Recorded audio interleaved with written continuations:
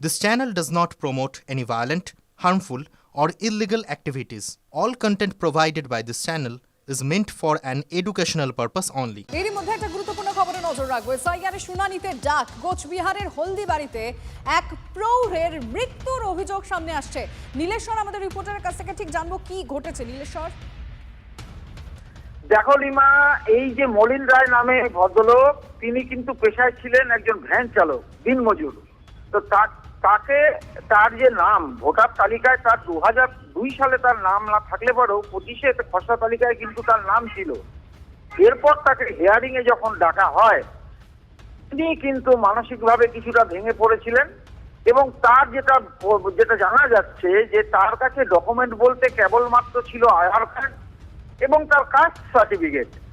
এই দুই কাগজের বলে তার নাগরিকত্ব প্রমাণ করতে হবে।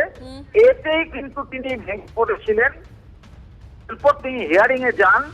তারপরে যখন গতকাল বাড়ি ফিরে আসেন, আসার পর থেকে কিন্তু পরিবারের সাথে আর সেইভাবে তিনি কোনো কথা বলেননি।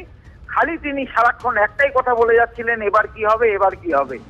এরপর গতকাল গভীর রাতে তিনি হৃদরোগে আক্রান্ত হন। তাকে হলদিবাড়ি হাসপাতালে আনা হলে সেখান থেকে জলপাইগুড়ি মেডিকেল কলেজে রেফার করা হলে আজ সকালে তার মৃত্যু হয়।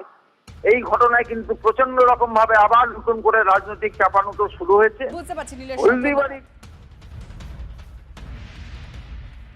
চিন্তায় আক্রান্ত হয় এবং মানসিকভাবে সে বিধ্বস্ত হয় যে কী হবে সে হৃদরোগে আক্রান্ত হয়ে যায়। এখান থেকে হলদিবাড়ি হাসপাতাল নিয়ে যায়, তারপরে আমাদের জলপাইগুড়িতে তাকে শিফট করা হয়। ওই টেনশন করে, ভোটেরও করে, সংসারও করে, সবারই করে টেনশন করছিল। আমাকে বলছিল মানে বাড়িতে আলোচনা করে। কিসের টেনশন হতো? ভোটের কার্ডের নাম ঠিক নাই, এগুলা যে গন্ডগোল টোল নাম নাই না কি নাই, আচ্ছা, ওগুলোও বলে। সন্দেশখালীতে আক্রান্ত পুলিশ, গ্রেফতার মূল অভিযুক্ত। ন্যাচার থেকে গ্রেফতার তৃণমূল কর্মী মুসা মোল্লা। সন্দেশখালীতে পুলিশ পিটিয়ে গ্রেফতার মোট 13 জন। শুক্রবার রাতে সন্দেশখালীতে আক্রান্ত পুলিশ।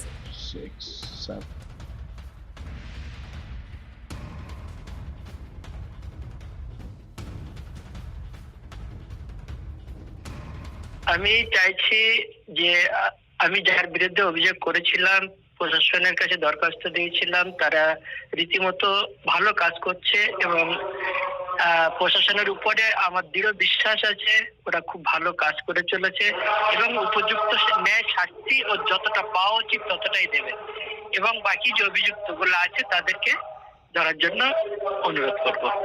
আশা তো করব যে আমার দীর্ঘদিন এই জমিটা না হাতে পাওয়ার জন্য জোর করে খাচ্ছিল, সেই জমিটা আমি যাতে ফিরে পাই তার জন্য আশাবাদী অনেক।